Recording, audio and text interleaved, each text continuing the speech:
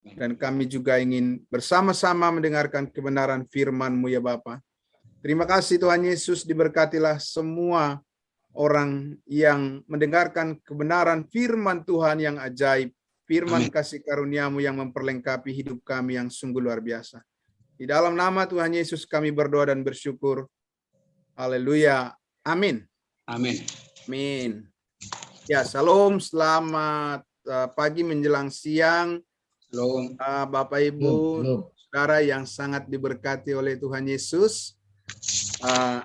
Terima kasih kesempatan yang diberikan buat saya untuk menyampaikan firman Tuhan di persekutuan kita di tim doa Panti Bersinar, ya.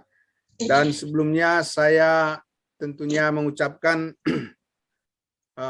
mewakili juga keluarga kami, mengucapkan turut berduka cita ya atas kepergian atau meninggalnya mertua dari Bapak Sabah Manurung ya, yang baru saja tadi kita sudah dengar kesaksian beliau. Dan puji Tuhan di Balige ya Pak ya, berjalan dengan lancar. Ya puji Tuhan semuanya karena kemurahan hati Tuhan. Dan tentunya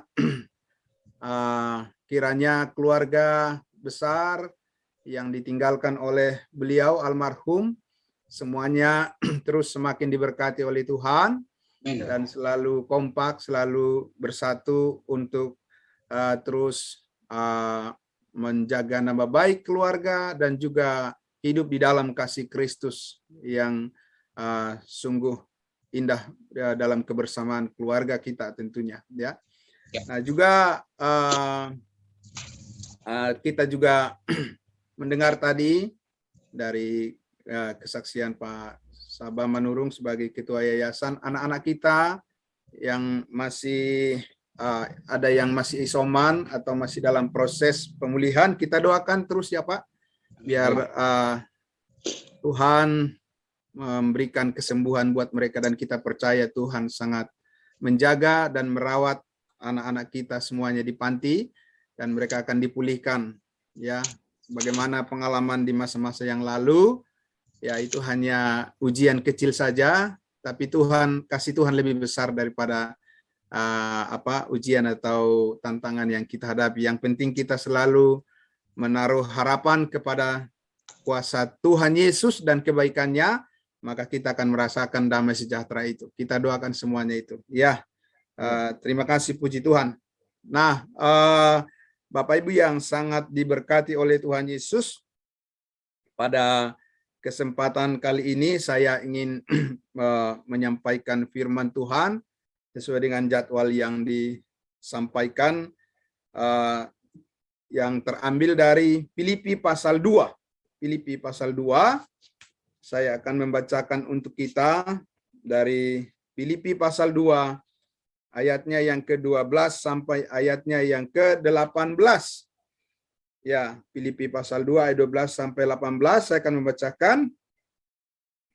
Hai saudara-saudaraku yang kekasih, kamu senantiasa taat, karena itu tetaplah kerjakan keselamatanmu dengan takut dan gentar, bukan saja seperti waktu aku masih hadir, tetapi terlebih pula sekarang waktu aku tidak hadir, karena Allah lah yang mengerjakan di dalam kamu, baik kemauan maupun pekerjaan menurut kerelaannya.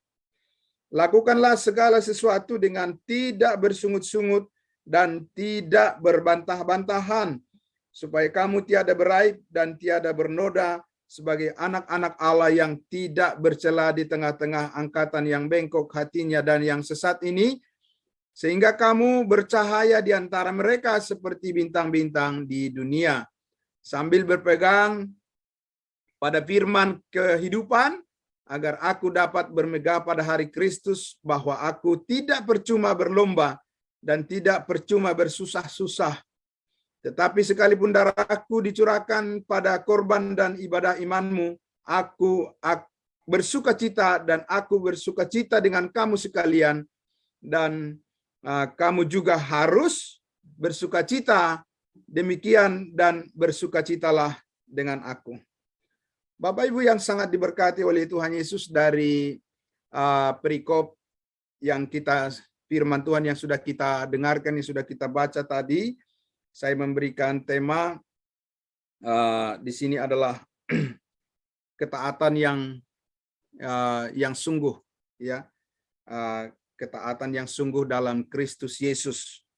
Nah, Bapak Ibu Saudara yang diberkati oleh Tuhan Yesus, kita tadi melihat di awal di sini Rasul Paulus mengatakan, "Hai saudara-saudaraku yang kekasih, kamu senantiasa taat." Ya, tentu saja Bapak Ibu sekalian, bahwa ketaatan kita adalah merupakan suatu kabar gembira, kabar sukacita, bahwa kita bisa menjadi orang-orang yang taat sama seperti jemaat Filipi ini, karena mereka ini adalah orang-orang yang sungguh-sungguh memperhatikan apa yang utama yang Tuhan telah percayakan kepada mereka, yaitu bagaimana mereka senantiasa setia di dalam pemberitaan Injil kasih karunia Allah, dan itu sudah dikatakan di pasal 1. Ya, ayat 5 dikatakan, "Aku mengucap syukur kepada Allahku karena persekutuanmu dalam berita Injil mulai dari hari pertama sampai sekarang ini." Mulai dari hari pertama mereka mendengar, Bapak Ibu sekalian, mereka selalu ambil bagian di dalam pemberitaan Injil Kristus. Ini yang sangat luar biasa. Jadi mereka tidak pernah kendor semangatnya, mereka tidak pernah lalai, dan jemaat kudus di Filipi ini tidak pernah mereka abai, tapi secara konsisten mereka terus mendukung pelayanan pemberitaan Injil Kristus, ya, persekutuan mereka dalam berita Injil mulai dari hari pertama sampai sekarang ini, kata Rasul Paulus, sampai di mana Paulus berada di penjara pun tidak membuat mereka kecut, tidak membuat jemaat itu menjadi berubah pikiran atau menjadi kendor semangatnya, walaupun pemimpinnya dipenjarakan, bukan karena mereka tahu Paulus dipenjarakan bukan karena Paulus melakukan suatu kejahatan, tetapi mereka tahu Rasul Paulus dipenjarakan adalah karena memberitakan Injil Kristus, yaitu tentang penyataan kasih Allah yang terbesar melalui pengorbanan Yesus Kristus di kayu salib, yaitu di mana darahnya tercurah untuk mengampuni segala dosa kita sekali untuk selama-lamanya.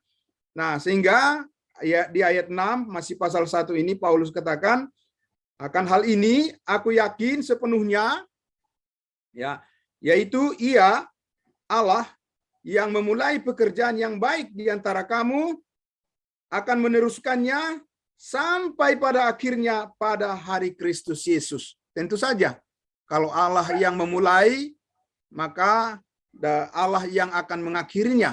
Karena pekerjaan Allah ini bukanlah pekerjaan manusia, dan ini adalah merupakan kehendak Allah dan rencana Allah yang diwujudkan sebagai penyataan daripada kasih Allah yang terbesar bagi umat manusia. Sehingga apabila Allah memulai satu pekerjaan yang baik, maka Dia juga akan mengakhirinya dengan kuasa dan kebaikan kasih karunia-Nya. Bapak Ibu yang sangat diberkati oleh Tuhan Yesus, karena itulah di sini tadi Rasul Paulus mengatakan, "Hai saudara-saudaraku yang kekasih, kamu senantiasa taat." Bukan taat secara mut-mutan begitu ya. Jadi bukan sebentar-sebentar semangat, kemudian ada masalah dalam kehidupan, kemudian kendor semangatnya, kemudian ada yang mundur atau ada yang suam-suam kuku. Tidak begitu. Semangat di dalam keselamatan yang sudah kita miliki ini adalah semangat yang konsisten, ya, yang terus berkesinambungan, dan ini adalah semangat yang dikerjakan oleh kuasa kebangkitan Yesus Kristus dari antara orang mati, dan Dia hidup selamanya. Maka semangat yang diberikan oleh Tuhan juga adalah semangat yang hidup, bukan yang semangat yang redup, ya, bukan semangat yang kelap-kelip, tetapi ini adalah semangat rohani yang dikerjakan oleh Roh Kudus dan konsisten dan tetap mengikuti apa yang Tuhan kehendaki dan bertanggung jawab. Itu yang dikatakan oleh Rasul Paulus di sini. Ya, nah karena itu dikatakan senantiasa taat, terus berkelanjutan. Ya, itulah model ketaatan yang dikerjakan oleh Kristus, ya, di dalam kita. Karena kita ini adalah anggota tubuh Kristus. Kita adalah bagian dari tubuh Kristus yang tidak terpisahkan lagi sampai selama-lamanya. Karena ketika kita percaya Injil Kristus, Yesus mati hapus segala dosa, dan pada saat itu juga kita dimeteraikan dengan Roh Kudus, dan Roh Kudus itu adalah jaminan bagian kita sampai Kristus datang menjemput kita, bertemu dengan Dia di awan-awan, maka jaminan itu adalah kasih karunia Allah, dan Dia akan menjaga ketaatan kita yang berkelanjutan. Nah, namun di sini tentunya ketaatan itu di dalam Kristus tidak hanya berhenti pada suatu tahap tertentu saja, ya. Nah, karena itu dia katakan kalau sudah memperlihatkan buah-buah kebenaran di dalam kehidupanmu, maka apa selanjutnya? Apa berhenti? Apa sudah puas dengan itu saja? Apakah merasa sudah ada di zona nyaman, comfort zone? Tidak. Tetapi di sini dikatakan karena itu, karena sudah ada bukti ketaatan Tuhan yang dikerjakan melalui dirimu, melalui diri saya, dan melalui diri setiap orang kudusnya Tuhan, orang-orang percaya, karena itu tetaplah kerjakan keselamatanmu, ya, dengan takut dan gentar. Nah, ini adalah suatu bagian firman Tuhan yang terlalu banyak disalahpahami oleh banyak orang, bahkan juga para pengkhotbah juga banyak yang salah paham dengan ini. Salah pahamnya di mana? Kerjakanlah keselamatanmu dengan takut dan gentar. Akhirnya mereka berpikir, menafsirkan bahwa, oh iya, kita udah punya keselamatan di dalam Tuhan, tapi kita juga harus mengerjakan keselamatan itu, dan kalau keselamatan itu tidak kita kerjakan, maka Tuhan bisa membatalkan keselamatan kita. Nah, itu salah, tentu saja tidak dikatakan firman Tuhan begitu, ya. Dan bukan itu yang diajarkan oleh firman Tuhan melalui Rasul Paulus di sini. Karena di dalam terjemahan dalam bahasa Inggris dikatakan work out your own salvation. Jadi kerjakan keluar, ya, kerjakan keluar, perlihatkan, saksikan pada orang lain bahwa engkau sudah punya keselamatan itu. Tetapi bukan kau yang mengerjakannya. Kristus yang naik di atas kayu salib dan Yesus mengatakan sudah selesai. Keselamatan itu adalah buah daripada kasih karunia Allah dari pekerjaan Kristus yang sudah selesai. Bukan dicicil-cicil keselamatan kita, tapi keselamatan kita itu adalah totally dikerjakan oleh Kristus Yesus di atas kayu salib, dan itu dianugerahkan hanya melalui iman kepada setiap orang yang percaya. Tetapi di sini dikatakan, kerjakanlah keluar keselamatanmu, saksikanlah kepada orang lain bagaimana kamu punya hati itu bukan pura-pura, bahwa kamu punya hati itu adalah murni, sama seperti hati Yesus, dan hati daripada Roh Kudus adalah dipenuhi dengan kemurnian firman Tuhan. Karena itu perlihatkan keluar, dikatakan dengan takut dan gentar, ya, dengan takut dan gentar. Jadi ini adalah merupakan sesuatu kesungguhan yang datang dari dalam. Ini bukan kesungguhan yang dibuat-buat. Ini bukan kesungguhan supaya orang lain bisa melihat, atau supaya dapat pujian, atau supaya orang lain bisa orang lain itu sepertinya akan melihat bahwa agar kita dapat satu imbalan atau apalah, ya, dari orang lain, memperhatikan orang lain. Tidak, tapi ini adalah kesungguhan hati yang datang dari dalam. Karena Tuhan itu bekerja dari dalam hati kita, bukan dari ekspresi dari luar, gitu ya. Nah, kenapa ini perlu ditekankan Bapak Ibu yang sangat diberkati oleh Tuhan Yesus? Karena kalau kita perhatikan orang Israel itu, mereka itu hidup di bawah hukum Taurat. Dan itu harus memang menunjukkan suatu ketaatan bagian luar, ekspresi bagian luar yang bisa dilihat oleh orang lain, ya, melalui ketaatan-ketaatan mereka terhadap hukum-hukum Taurat, hukum-hukum agama yang diperuntukkan pada mereka, ya mereka harus memperlihatkan itu. Ya kan? Mereka tidak bisa tidak pergi pada hari Sabat. Ya, mereka tidak bisa tidak melakukan sunat. Mereka harus melakukan berbagai macam ritual dalam kehidupan mereka sebagai bukti supaya orang lain melihat. Ya, karena itulah yang Tuhan tentukan bagi mereka sebagai bangsa yang hidup di bawah hukum Taurat, mereka harus memperlihatkan dari apa yang dituntut oleh hukum Taurat kepada mereka. Dan di perjanjian lama, mereka harus dituntut untuk mempersembahkan korban-korban. Kalau mereka tidak memperlihatkan itu, mereka bukanlah orang yang sungguh-sungguh menunjukkan orang yang taat pada iman. Tetapi sekarang, Bapak Ibu yang sangat diberkati oleh Tuhan Yesus, ya, tentunya kita punya ketaatan yang baru, yang berbeda. Ya, ketaatan yang baru sebagai manusia baru, orang yang sudah hidup baru, yang sudah diciptakan baru di dalam Kristus Yesus, di mana Paulus mengatakan di Roma pasal 6 ayat 14, sebab kamu tidak dikuasai lagi oleh dosa. Karena apa? Karena kamu tidak hidup di bawah hukum Taurat, tetapi kamu hidup di bawah kasih karunia Allah. Amin. Ini yang sangat luar biasa. Jadi kita harus taat itu. Ya, kalau orang Israel itu harus mereka taat pada hukum Taurat, ya, bagaimana ekspresi perbuatan-perbuatan mereka yang dikejar sebagai tanda agar orang lain melihat bahwa ada kuasa di dalam diri mereka, ya. Itulah yang Tuhan tentukan bagi mereka sebagai cara untuk memperlihatkan bagaimana Tuhan bekerja di dalam kehidupan mereka. Tetapi kita, Rasul Paulus katakan di Roma 6:14, tetapi kamu tidak dikuasai lagi oleh dosa sebab kamu tidak hidup di bawah hukum Taurat, tetapi kamu berada di bawah kasih karunia Allah. Nah, ini adalah hukum di mana kasih Allah bekerja dari dalam hati kita terutama. Sehingga dikatakan di Efesus 2 ayat 8 dan 9, sebab karena kasih karunia kamu diselamatkan melalui iman, itu bukan hasil usahamu, itu bukan hasil pekerjaanmu, bukan perbuatanmu, tetapi pemberian Allah.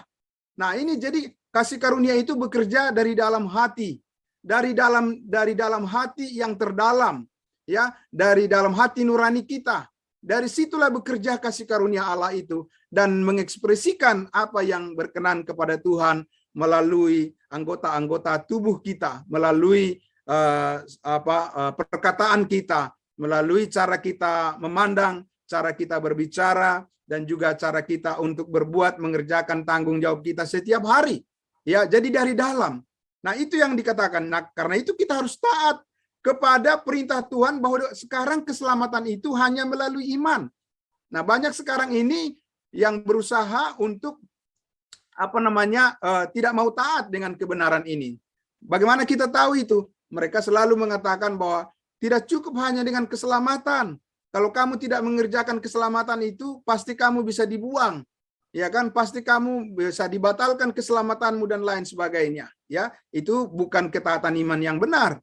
Ketaatan iman yang benar adalah bahwa karena Kristus sudah mati mengampuni segala dosamu, maka kamu diberikan hadiah, diberikan kasih karunia melalui iman, maka kamu harus taat untuk mempercayai kebenaran itu. Karena dikatakan ketika kamu percaya, ya, di Efesus 1 ayat 13 dikatakan kamu langsung dimeteraikan dengan Roh Kudus supaya kamu bisa menjalani ketaatan yang konsisten, menjalani ketaatan yang berkelanjutan. Ya, kalau Roh Kudus itu datang dan pergi, ya kan? Bagaimana kalau dia pas lagi pergi? Bagaimana kamu bisa taat? Ya, kalau Roh Kudus itu jauh, ya, bagaimana kamu bisa taat sementara Roh Kudus jauh? Tidak begitu. Cara kerja Tuhan saat ini adalah ketika kamu percaya kepada Injil kasih karunia Allah, kamu dimeteraikan langsung, kamu sudah termeterai oleh Roh Kudus. Supaya apa? Supaya setiap saat, anytime, ya, anywhere, di mana saja, kapan saja, ya, kamu selalu bisa merasakan bahwa penyertaan Tuhan ada bersamamu. Di dalam situasi apapun yang sulit, suka dan duka segala macam di dunia ini, kamu boleh percaya, saudara boleh percaya, Bapak Ibu boleh percaya, saya harus percaya bahwa penyertaan Roh Kudus selalu ada pada kita. Jadi tidak perlu ada kebimbangan, ketakutan, kecemasan, meskipun dalam situasi yang sulit sekalipun. Itulah yang ada harus tertanam di hati kita. Ya, meskipun kita tidak melihat dengan mata kita, tapi iman itu adalah sesuatu menjadi dasar di dalam hati kita untuk percaya. Walaupun kita belum melihat, tapi ada firman Tuhan yang menjaminnya. Ada janji Allah yang menjaminnya. dan Allah tidak pernah berdusta. Apa yang dijanjikan, dia pasti genapi dan lakukan dalam kehidupan kita. Amin. Nah, Bapak Ibu Saudara yang diberkati oleh Tuhan Yesus, karena itulah hal yang sangat berbeda kita lihat di sini, Bapak Ibu Saudara. Ya, kalau kita lihat misalnya seperti apa yang dialami oleh Daud, ya, meskipun Daud itu adalah orang yang sangat berkenan di hati Tuhan, tapi kita lihat dari doa-doa daripada Daud itu masih menunjukkan kekhawatiran yang besar di dalam dirinya. Ya, dari mana kita tahu? Daud berkata apa? Tuhan, janganlah kiranya ambil rohmu daripada aku. Ya, jadi dia masih khawatir bahwa roh Tuhan itu akan pergi dari dalam diri dia. Janganlah ambil rohmu daripada aku, ya Tuhan.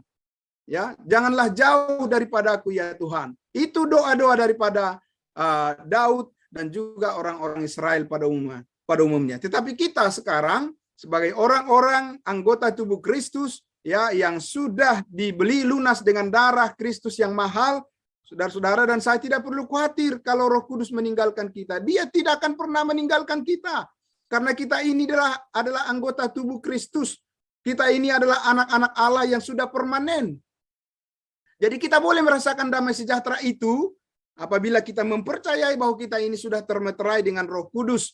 Ya, kita tidak perlu harus menantikan berminggu-minggu, berbulan-bulan baru turunnya Roh Kudus. Tidak, Roh Kudus itu sudah ada di dalam hati kita.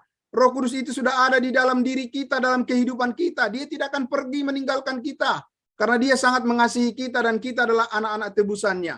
Ya, sebagai orang tua akan selalu melindungi anak-anaknya. Orang tua yang baik akan memelihara anak-anaknya dan tidak akan meninggalkan anak-anaknya.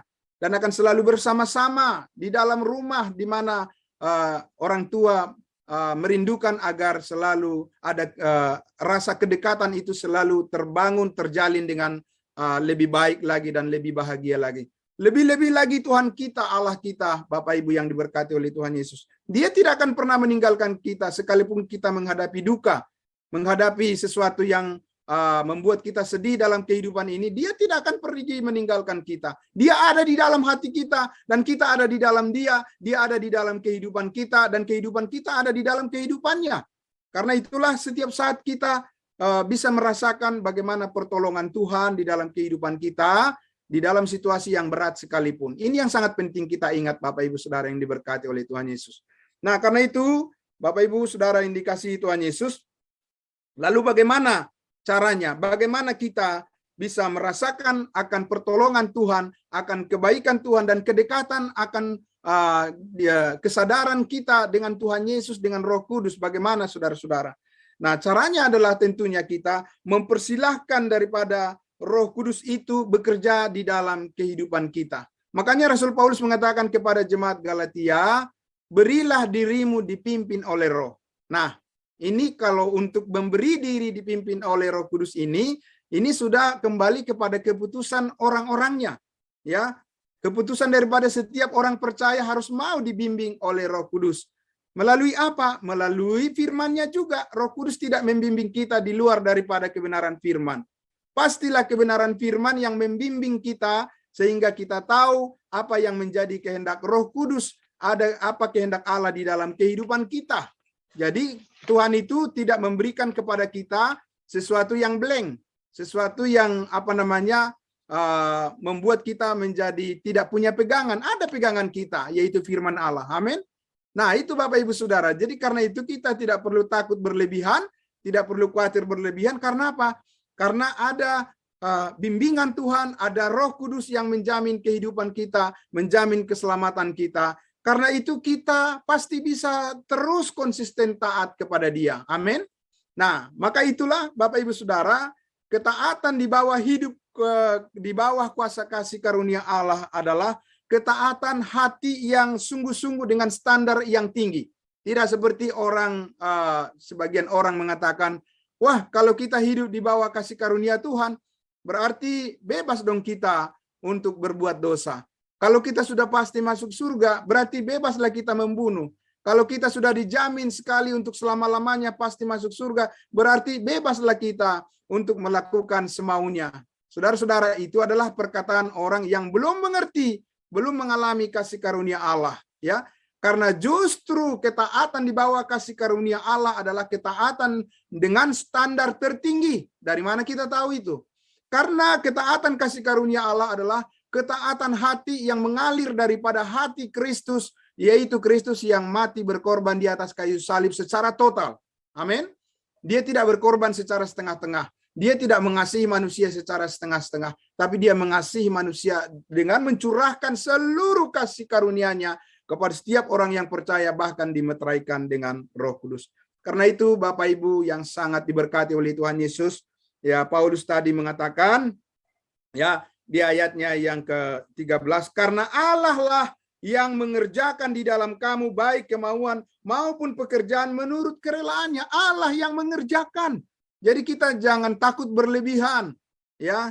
Di mana-mana memang ya tentu sebagai manusia biasa kita pasti ada ketakutan, ada kekhawatiran, ya, karena itu biasa, karena itu kita ini bukan Tuhan.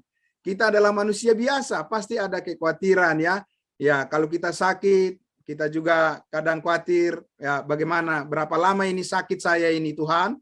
Ya kan, karena apa? Karena kalau terlalu lama saya sakit, banyak pekerjaan yang tercecer, ya kan? Banyak pekerjaan yang tidak terselesaikan, begitu, ya. Kalau anak-anak saya Tuhan sedang bersekolah, nanti bagaimana dengan pergaulannya Tuhan? Apakah anak-anak saya bisa tahu menjaga pergaulannya? Apakah sesudah nanti anak saya ini tamat SLTA, bisakah nanti dia kuliah Tuhan? Kalau sudah selesai kuliah, bagaimana Tuhan? Apakah anak saya ini akan bekerja? Dan ya tentu saja itu hal yang normal, karena kita ini tidak maha tahu kan?